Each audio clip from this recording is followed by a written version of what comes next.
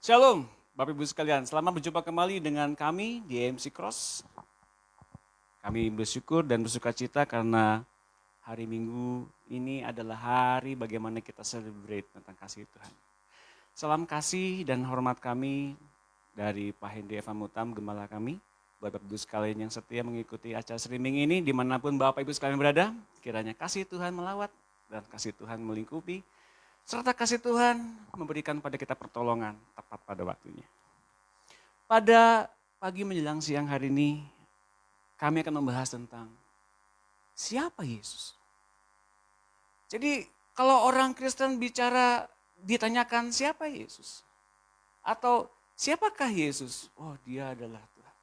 Atau kalau Tuhan sendiri bilang sama kita, menurut kamu siapakah aku ini? Tuhan tidak bilang, menurutmu, namaku siapa? Tidak. Dia bilang, menurutmu, siapakah aku ini? Pertanyaan ini Bapak Ibu sekalian pernah diucapkan Tuhan Yesus kepada murid-muridnya. Kalau kita buka ayatnya di dalam Matius 16 ayat 13 sampai 18, ayat pedoman kita pada pagi menjelang siang hari ini,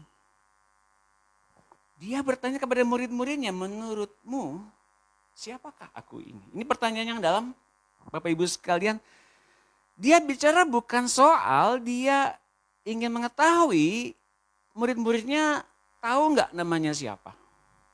Bukan.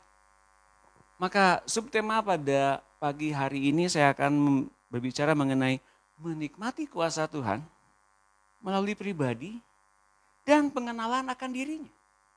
Sudahkah kita melalui pribadinya, melalui namanya, menerima kuasanya, dan juga pengenalan akan dirinya? Ini hal yang penting karena ternyata Bapak Ibu sekalian banyak sekali kita yang kemudian tahu siapa Yesus namun masih ada dalam tekanan penderitaan dan tekanan di dunia ini. Misalnya tekanan atas dosa, tekanan atas maut, tekanan atas perhambaan. Bapak Ibu sekalian pada pagi menjelang siang hari ini ada berbagai terjemahan edisi Alkitab yang akan saya bagikan, diantaranya dari terjemahan sederhana bahasa Indonesia sehari-hari. Karena di situ ternyata lebih dalam dan kita dengan bahasa yang sehari-hari kita bisa ucapkan dan kita bisa komunikasikan ternyata itu lebih dalam. Bukan berarti saya tidak memakai TB dan kemudian itu kurang dalam, enggak. Tapi kita mencari perspektif yang lebih dalam. Oke, mari kita lihat ayatnya di ayat 14. Ketika Tuhan bicara, bertanya kepada murid-muridnya, menurutmu siapakah aku ini? Murid-murid ini banyak yang bilang, ada yang berkata bahwa engkau adalah sebagai pengganti Yohanes Pembaptis. Dan ada juga yang berkata bahwa engkau Nabi Elia atau Yeremia yang sudah hidup kembali. Dan ada juga yang berkata bahwa engkau adalah salah satu dari nabi zaman dulu yang sudah hidup kembali. Bapak Ibu sekalian, Yesus bicara soal nama dan kemudian orang-orang yang di sekitarnya, murid-muridnya terutama bilang begitu. Elia, Yeremia dan bahkan salah satu nabi yang hidup kembali. Salomo pernah berkata dalam kitab Khotbah, tidak ada yang baru di bawah matahari. Artinya apa? Semua hanya pengulangan demi pengulangan, pengulangan demi pengulangan. Tapi pernyataan Salomo itu adalah satu pernyataan yang dari putus asanya Salomo untuk ternyata dia tidak menemukan hikmat yang ada di atas matahari. Jadi bisa dikatakan pada hari itu murid-muridnya sebetulnya tidak tahu sedetail mungkin dan tidak tahu amat tentang siapa Yesus. Kemudian muncul pernyataan bahwa ia adalah Elia, bahwa ia adalah Yeremia, bahwa ia adalah salah satu nabi yang bangkit kembali. Bapak Ibu sekalian menangkap, berarti murid-muridnya belum tahu dan belum kenal siapa Yesus Kristus. Dan ini ternyata dibangkitkan oleh orang-orang pada zaman itu memang. Di sekitar Yerusalem, Samaria, Yudea, mereka berbincang-bincang soal siapa Yesus. Yang kata salah satunya oleh Herodes. Dia adalah salah satu, mungkin bilangnya reinkarnasi dari yang namanya Yohanes Pembaptis. Bapak Ibu sekalian, ternyata Memang orang dunia pada masa itu ngomong siapa Yesus itu berdasarkan dari sejarah yang lampau. Kita sekarang mesti lagi menangkap lebih dalam. Bertanya di dalam hati kita, bila pada hari ini Yesus bicara pada kita, pada saat teduh kita, pada saat perenungan kita, siapakah menurutmu aku ini?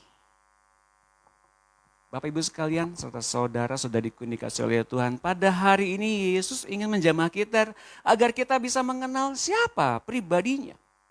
Dan agar kita kemudian mempunyai pengenalan akan dirinya. Karena di dalam pribadinya itu ternyata ada pengajaran, ada nasihat, ada teguran, ada pemulihan lewat kuasanya. Dan siapa? Yesus lewat kealahan yang diberikan kepada kita. Jangan lupa ketika di dalam doa di Taman Getsemani, Yesus pernah bicara agar semua orang-orang yang mendengar murid-muridnya mengajar. Semua mereka mesti sempurna jadi satu dalam kemuliaan Tuhan. Di dalam Yesus ternyata ada satu kuasa. Bagaimana murid-muridnya yang mendengar murid-muridnya bicara dan menerima pengajaran itu, semua dibaptis oleh satu roh. Itu Yesus. Dan kemudian kalau kita mempunyai satu prinsip pengenalan akan dirinya, ternyata Bapak Ibu sekalian yang ini akan saya bahas. Dia datang untuk membangun hubungan murid-muridnya dengan dirinya. Dan dia datang membangun hubungan antara murid-muridnya dengan Bapaknya. Yang ini yang akan saya bahas mendalam nanti. Jadi kalau kita sekarang ditanya, tetapi apa katamu? Siapakah aku ini? Apa katamu? Siapakah aku ini? Ayat 16 nanti dikatakan. Maka jawab Simon Petrus, engkau adalah Mesias, anak Allah yang hidup. Nah, Petrus menjawab bahwa Yesus adalah Mesias. Yesus bicara bukan soal namanya siapa, tapi apa maksud dan kedatangan Yesus datang ke dunia ini. Dan Petrus menjawab oleh hikmat Allah, oleh roh Allah Bapa dan hadirat Allah Bapa dalam dirinya. Bahwa engkau adalah Mesias, anak Allah yang hidup. Mesias itu artinya apa? Mesias itu artinya penyelamat. Mesias itu artinya yang diurapi oleh Allah. Penyelamat yaitu juru selamat yang menyelamatkan kita setiap hari dari pikiran-pikiran dunia. Termasuk dari ketidakpercayaan murid-muridnya dan ketidakmengenalan serta ketidakmengertian murid-muridnya akan maksud dan kedatangan Tuhan Yesus. Meskipun seringkali mereka datang, mereka pergi kemana-mana, mereka makan dan minum bersama-sama dengan Tuhan Yesus. Tetapi mereka belum mengerti betul siapa Yesus. Belum mengerti benar apa pekerjaan Yesus sesungguhnya. Kalau kita lihat di 3 contoh, saya bagikan hanya 3 contoh saja. Ketidakmengertian siapa Yesus Kristus.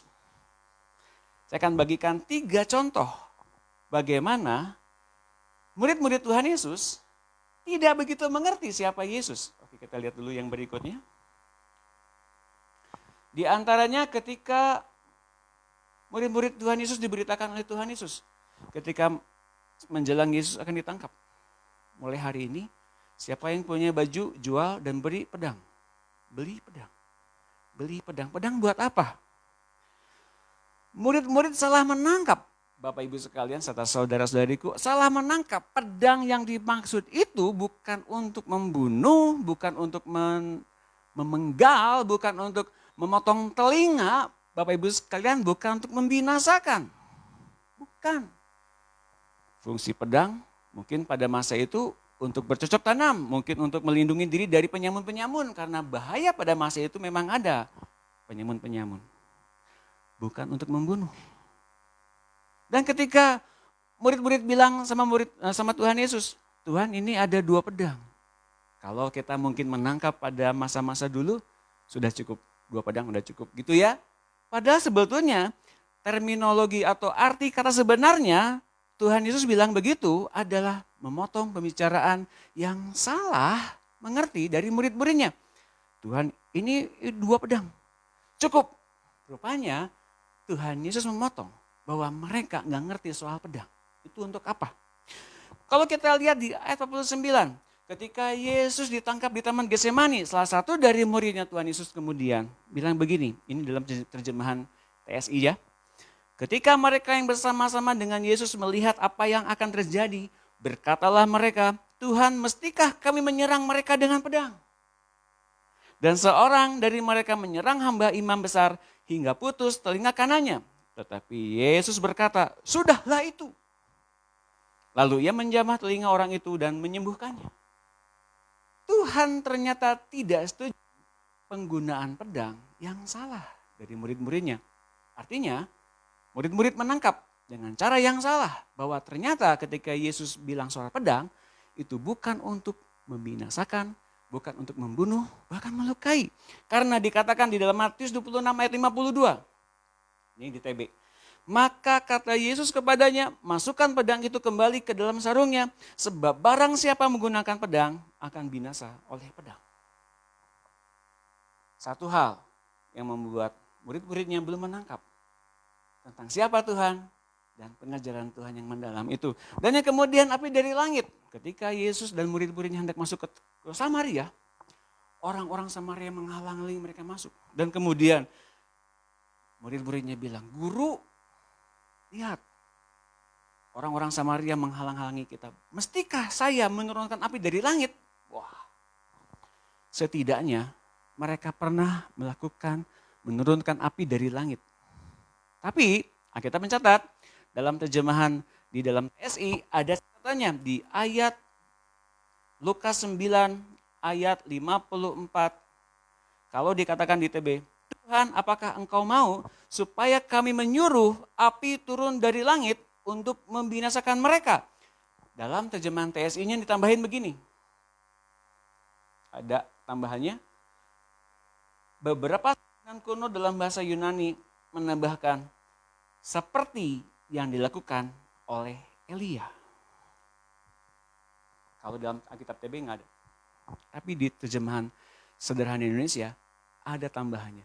Jadi mereka ingin pamer kuasa kepada Tuhan. Kuasa diberikan untuk dengan hikmat dan bijaksana mengelolanya. Bukan dengan serampangan. Oleh karena itu di dalam ayat 55b dan 56, dalam terjemahan TB tidak ada ayat ini, tapi di terjemahan beberapa bahasa Inggris dan terjemahan ETS ini ada. Beberapa salinan Yunani menambahkan, dan dia berkata, kalian tidak tahu roh apa yang mengarahkan hati kalian. Jenis roh yang mengucapkan dari mulut murid-muridnya itu bukan dari Yesus. Bukan.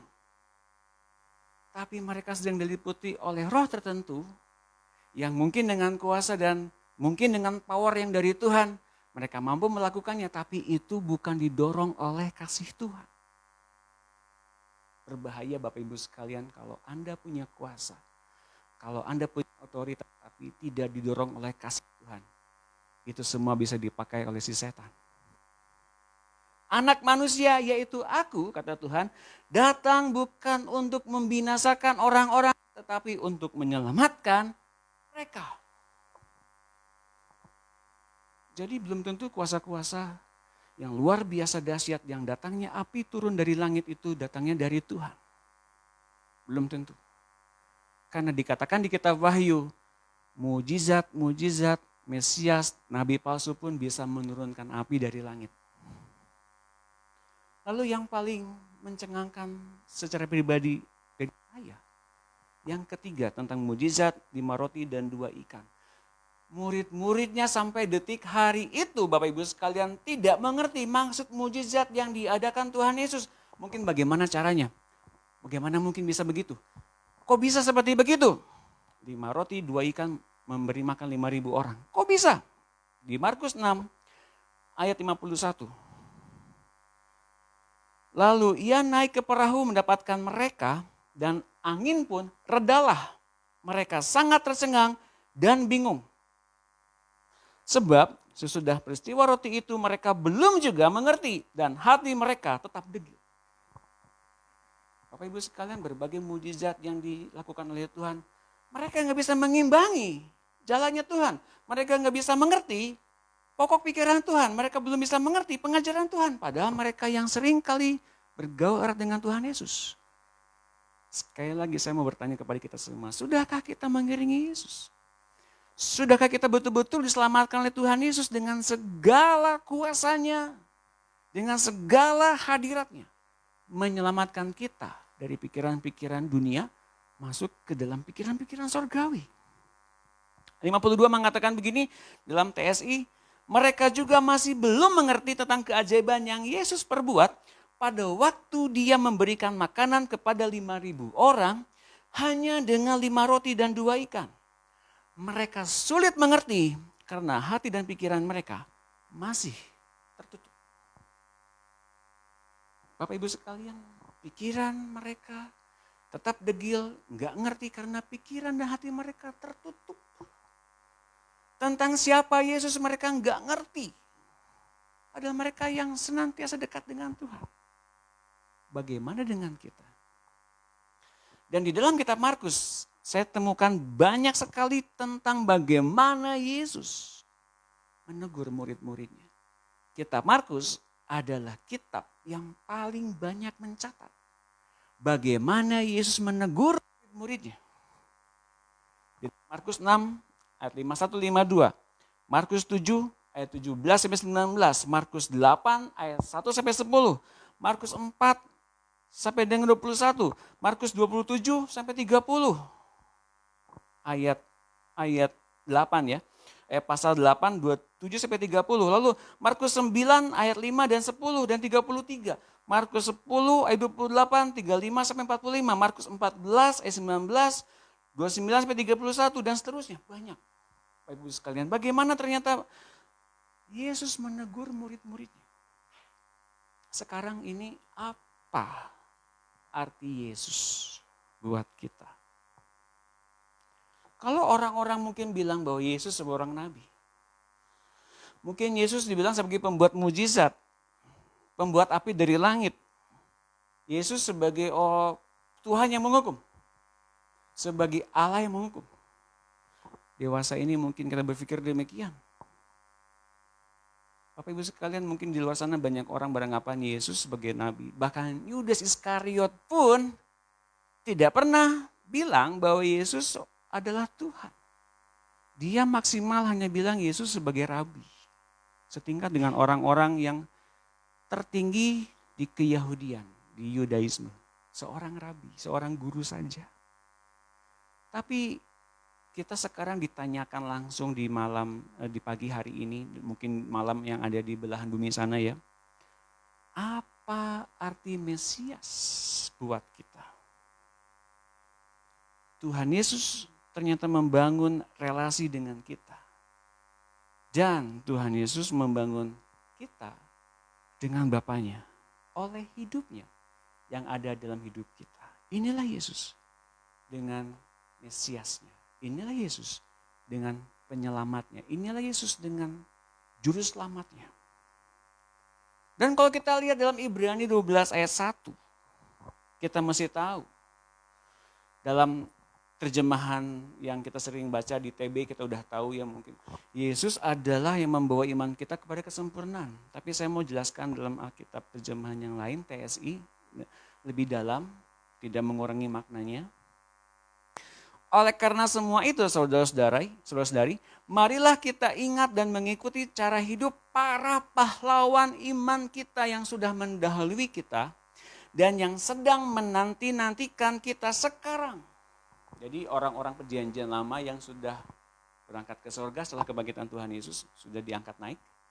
Itu adalah para pahlawan iman.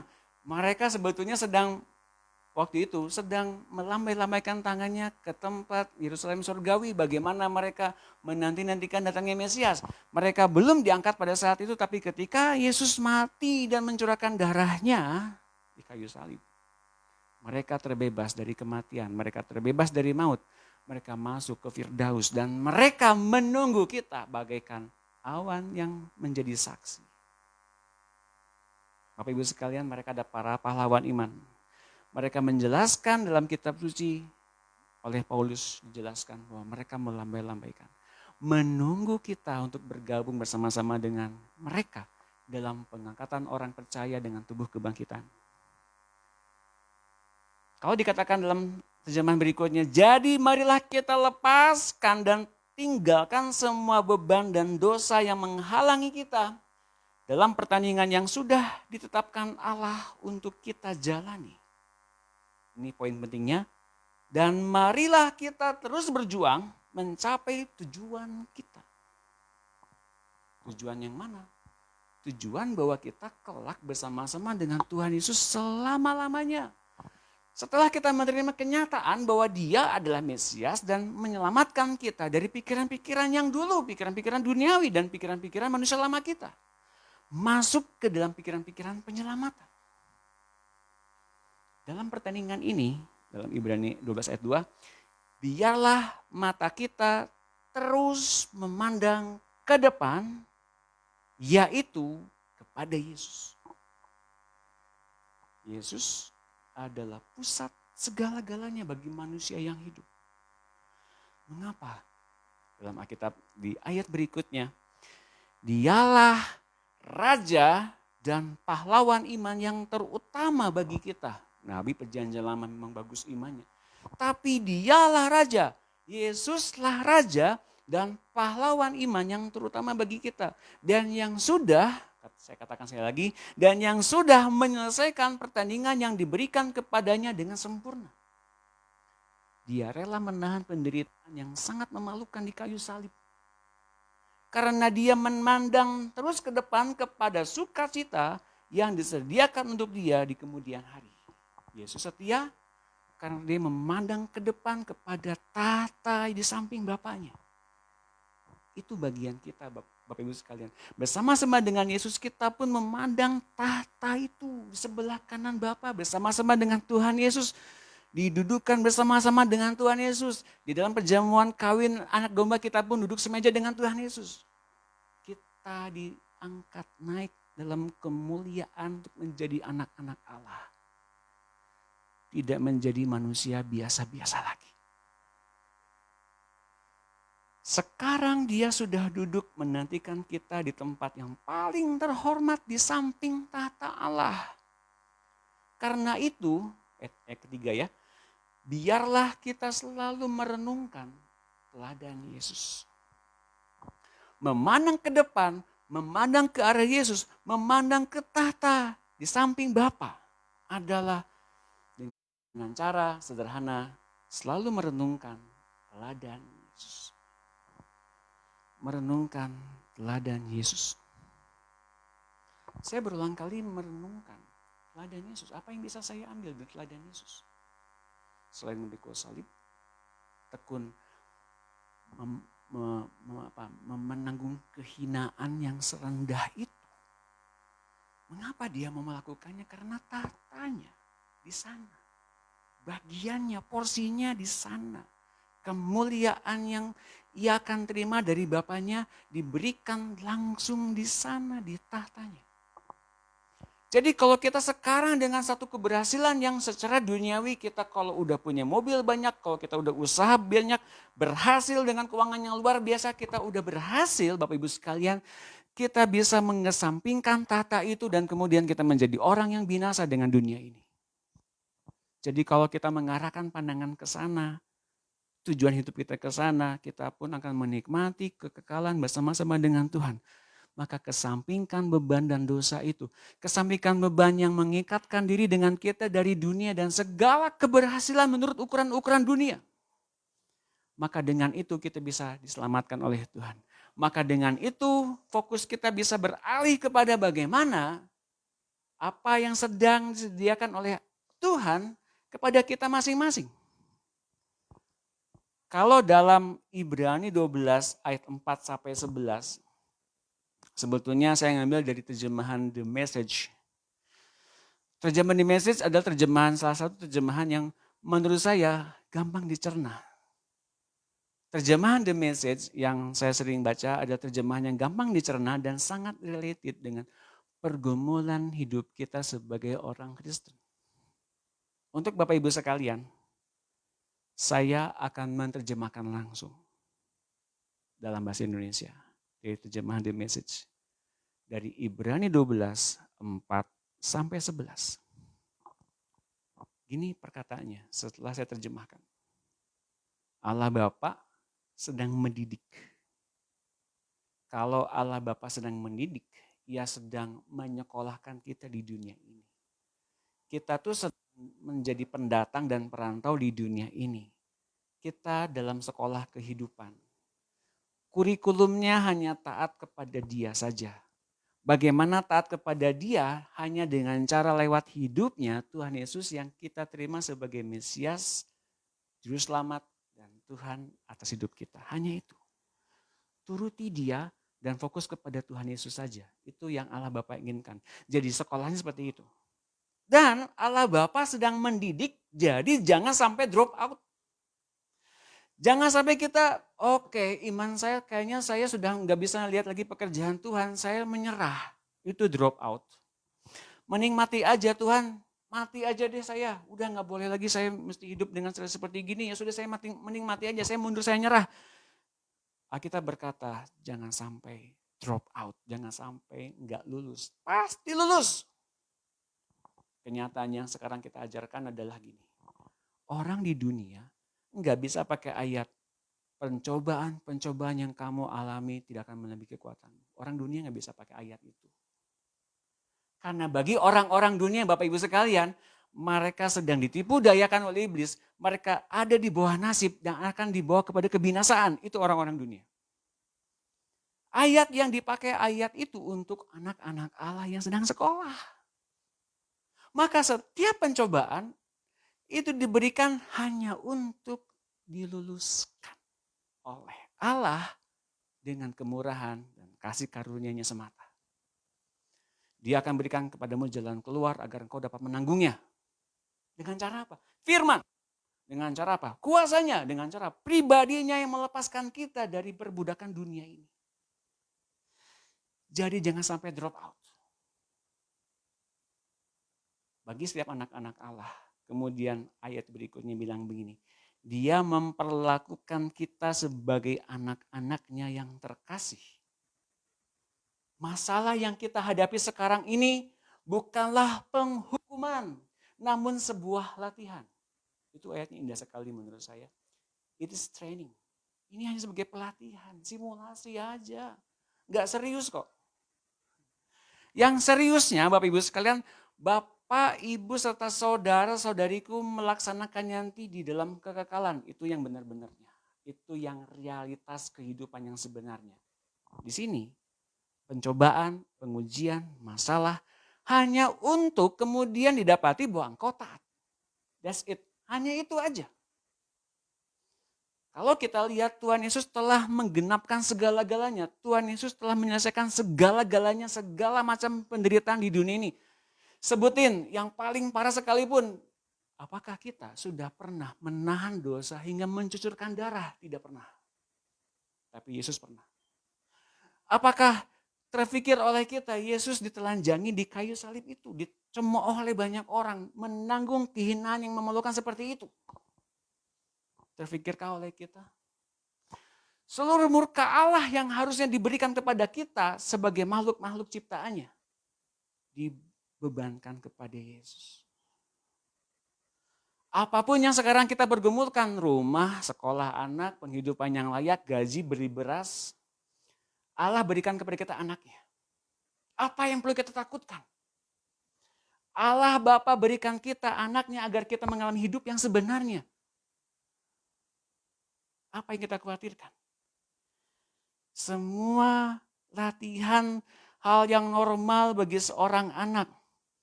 Hanya orang tua yang tidak bertanggung jawablah yang membiarkan anaknya berjuang sendirian. Tapi Bapamu di sorga tahu engkau butuh semuanya itu. Carilah dulu kerajaan Allah dan kebenarannya, maka semuanya akan ditambahkan kepadamu. Allah Bapa tahu perjuanganmu, tahu. Apapun yang kau perjuangkan pada hari ini, pergumulkan pada hari ini, kau adalah ayah bagi anak-anakmu, ibu bagi anak-anakmu, dan tulang punggung bagi keluargamu. Bapakmu tahu dan Ia tidak ingin kita berjuang sendirian. Serahkan beban itu kepada Tuhan Yesus. Apakah kita lebih menghormati orang tua kita dengan pendidikannya? Dengan segala macam apapun yang diberikan pendidikan oleh orang tua kepada kita. Tentu kita menghormati. Tapi bukankah kita lebih harus menghormati kepada Bapa segala roh? Kita mengatakan demikian. Agar kita benar-benar hidup. Satu hal yang saya tahu ketika Allah Bapa berikan kepada kita hidup yang benar lewat pendidikannya itu. Lihat ini ayatnya. Kita menghargai didikan terbaik yang orang tua kita lakukan, tetapi Allah Bapa mengerjakan bagi kita lebih lagi untuk hidup dalam standar kekudusannya yang sesungguhnya. Jadi pikiran utamanya ketika masalah, pergumulan, pengujian, pencobaan itu hadir apapun itu. Hasil akhirnya kekudusan Allah hidup dalam hidup kita. Belajarlah menanamkan pada pikiran ini. Tuhan Yesus memandang tata. Kita memandang kekudusan Bapa. Memang pada saat pendisiplinan, pada saat pendidikan ini, apa yang Allah kerjakan sungguh tidak menyenangkan, terutama bagi sifat manusiawi kita, bagi kedagingan kita. Jadi kalau kita katakan tidak mampu, saya tidak mampu. Itu dari sifat manusiawi kita dan dari pikiran-pikiran yang lemah. Kita tidak fokus kepada Yesus, tapi kita fokus kepada kelemahan kita saja. Kita tidak memandang kepada anugerah apa yang telah disediakan oleh Allah Bapa lewat hidupnya Yesus, tapi kita melihat kekurangan dan kelemahan kita saja. Kita tidak boleh menjadi orang yang egois. Dengan senantiasa ingin diperhatikan oleh Allah, tapi kitanya nggak mau diubahkan oleh Allah. Dalam pengalaman hidup seperti itu, penting adanya perubahan karakter dan hati dari diri kita untuk kita bisa memandang kekudusan yang Allah sediakan. Dan setelah kita melatih diri dengan cara taat dan tidak menyenangkan daging kita, setelahnya bagi mereka yang terlatih dengan baik, menghasilkan kematangan dalam hubungan pribadi kita dengan Allah. Kalau kita fokus kepada Yesus. Jadi Bapak Ibu sekalian, ayat ini jelas. Bahwa fokus kepada Tuhan Yesus ternyata fokus kepada apa yang disediakan oleh Allah. Barangkali begitu banyaknya harta kebendaanmu mengikat dirimu kepada Allah. Barangkali begitu banyaknya pelayanan yang sering kita mungkin agung-agungkan, mungkin itu ternyata menjadi batas yang jauh antara kita dengan Allah. Yang Allah inginkan, duduk di bawah kaki Tuhan Yesus. Dengar dia. Belajarlah pada Tuhan Yesus. Karena apa? Di dalam pribadinya sebagai Mesias dan Juru Selamat, ternyata kita belajar tentang apa? Kerendahan hati dan kelemah lembutan. Untuk mau dengerin Tuhan bicara. Jadi, kalau saya tanyakan kembali, kalau kita review tadi pertanyaannya, apakah arti Yesus Kristus? Nama itu yang adalah nama di atas segala nama. Yang diberikan Allah kepada segenap makhluk ciptaannya. Dan kepadanya seluruh makhluk mesti sujud menyembah Yesus.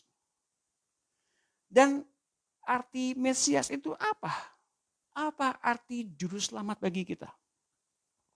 Saya simpulkan.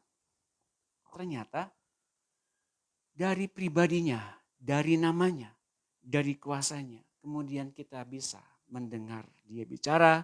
Dan dari hubungan pribadi dengan Tuhan. Dan hubungan pribadi dengan Tuhan itu kemudian kita dihidupkan roh kita dan hidup kita untuk kita menyatu bersama berjalan dengan Allah Bapa. Dan kemudian kita mengerti kerajaan Allah sedang melatih iman dalam kematangan untuk kita hidup berelasi dengan matang. Dengan Allah Bapa. Jadi hari ini kalau kita mendapatkan hal-hal yang gak enak, bersyukur. Sedang mendapatkan pendidikan dari seorang Bapak. Pada hari ini kalau kita tertekan sampai dengan ke titik yang paling bawah sekalipun, bersyukur. Bapak sedang mengajarkan kekudusannya. Kalau hari ini kita merasa tidak mampu Tuhan, tidak mampu Tuhan, tidak kuat Tuhan. Ingat Tuhan Yesus menanggung semua kehinaan itu di kayu salib. Ganti sukacita dengan apa yang disediakan oleh Allah kepada dirinya. Kita pun memadang ke depan. Sampai bilang kepada Bapa, Bapa aku mengasihimu. Ini semua hanya training saja. Hanya pelatihan saja. Saudaraku, Bapak Ibu sekalian dikasih oleh Tuhan. Mari kita renungkan dalam-dalam firman Tuhan pada hari ini. Biar itu mengubah hati kita. Cara pandang kita tentang siapa Tuhan. Siapa Allah kita. Dan hidup kita diubahkan. Dan hidup kita menjadi matang, persisten. Dan betul-betul taat kepada firman Tuhan. Mari kita tundukkan kepala. Mari kita berdoa.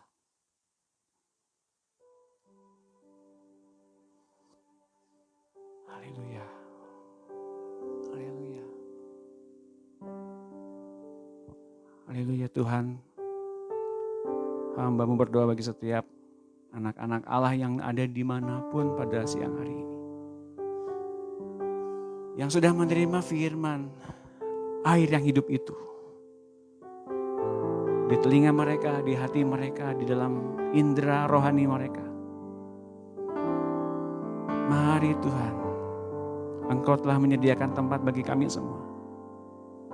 Setiap anak-anak Allah yang mau merespon ini. Buat kami semua ngalamin pribadi Mesias. Buat kami semua ngalamin pribadi juru selamat yang menyelamatkan pikiran, menyelamatkan jiwa kami. Untuk kami akhirnya mengerti bahwa hidup kami tersembunyi. Hidup yang kami hidupi bukannya hidup kami lagi, tapi hidup Yesus dalam diri kami. Dia adalah pribadi yang menghidupkan roh kami. Membawa kepada kami sukacita, membawa kepada kami pengharapan yang sesungguhnya. Membawa kepada kami damai sejahtera, pertolongan, pemulihan, kesembuhan. Lepas dari segala macam kebiasaan yang buruk, ikatan-ikatan dengan apapun, termasuk ikatan dengan keduniawian. Di dalam nama Tuhan Yesus, nama itu sekarang kami pegang. Nama itu kami hidupkan di hati kami, dalam pikiran kami. Fokus kami hanyalah menyenangkan Tuhan.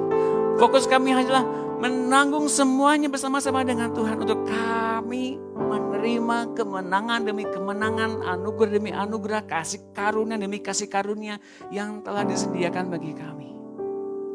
Tuhan, pada hari ini biarlah firman-Mu diubahkan menjadi air yang hidup. Hingga kami semua mandi firman. Mandi dengan sukacita, mandi dengan pengharapan. Sukacita yang sakit disembuhkan. Yang berbeban berat dilegakan. Yang haus dan lapar terus diberikan makanan yang tepat untuk pertumbuhan rohani mereka. Yang sekarang mempunyai ikatan-ikatan dilepaskan. Ikatan kepada dosa, ikatan kepada perbuatan yang jahat, yang buruk dilepaskan. Kesadaran penuh bahwa ada Yesus yang ada di hati kita yang menunggu untuk berjalan bersama dengan penuh kasih. Berikan pada kami kasih yang mencurahkan, yang melegakan itu. Tuhan, kami mengucap syukur akan firman-Mu. Firman-Mu menjadi shalom, damai sejahtera bagi bangsa dan negara kami dari Sabang sampai Merauke sampai ke pulau-pulau terpencil sekalipun. Firman-Mu mengubahkan keadaan oleh setiap anak-anak Allah yang hadir pada hari ini di streaming online Facebook. Berikan mereka sebagai perwakilan kerajaan Allah untuk menyuarakan damai sejahtera di kotanya, di pulaunya, di suku bangsanya, di dalam nama Tuhan Yesus. Kami membiarkan Kau memimpin kami dalam iman-Mu Tuhan dan menyempurnakan iman itu hingga kami benar-benar mempunyai hubungan yang matang dengan Allah Bapa. Dan di dalam nama Tuhan Yesus segala masalah, segala pergumulan kami berkati. Dan kami membiarkan Engkau Tuhan mengambil alih semua pergumulan penyakit kami di dalam nama Yesus. Kami oleh kesejahteraan pada siang hari ini.